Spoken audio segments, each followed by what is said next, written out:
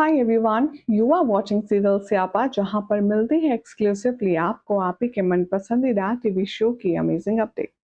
Channel पर अगर नए हैं तो सब्सक्राइब करें, नोटिफिकेशन बेल दबाएं और इस वीडियो को लाइक और शेयर करना ना भूलें। टीवी सीरियल वसुधा के लेटेस्ट ट्रैक में आप सब देख ही रहे हैं कि भले ही बिना मन से सही, लेकिन वसुधा की गृह प्रवेश सेरेमनी हो गई है और उसे बड़ी बहू मान लिया गया है। अब आगे आने वाले एपिसोड में वसुधा के साथ एक बहुत बड़ा हादसा होने वाला है। क्या होगा वो हादसा? चलिए बताएंगे, लेकिन उससे पहले चैनल पर अगर नए हैं तो सब्सक्राइब कर लीजिए, नोटिफिकेशन बेल दबाएं और इस वीडियो को लाइक और शेयर करना बिल्कुल भी ना भूलें। वसुधा में आप देखेंगे कि गृह प्रवेश के बाद अब यहाँ पर एक पूजा होगी। इस पूजा में आप सब देखेंगे कि वसुधा को पूजा में बैठने के लिए दादीसा निमंत्रण जो है वो देने वाली है। दरअसल शुरुआत में सभी घर वाले पंडित जी के साथ इकट्ठा बैठे होंगे, जहां पर मासा देखेंगे कि वसुधा नहीं बल्कि चंद्रिका सिंह चौहान पूजा के लिए सामने आ रही है। तभी वो अपनी बीवी यानी कि चंद्रिका से कहेंगी, अरे बीवी रुक जा, तू कहाँ बैठे जा रही है।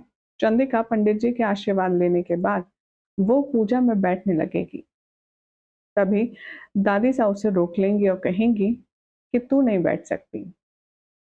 तभी चंद्रिका कहती है कि बट मासा, इस पूजा में तो घर की बड़ी बहू को बैठना होता है ना, तो अगर मैं नहीं बैठूंगी तो और कौन बैठेगा? इस घर की बड़ी बहू तो मैं हूं ना। तभी कहती है चंद्रिका से संतोष, तू अब तक इस घर की, इस कुल की बड़ी बहू थी, लेकिन अब तू सास बन गई है।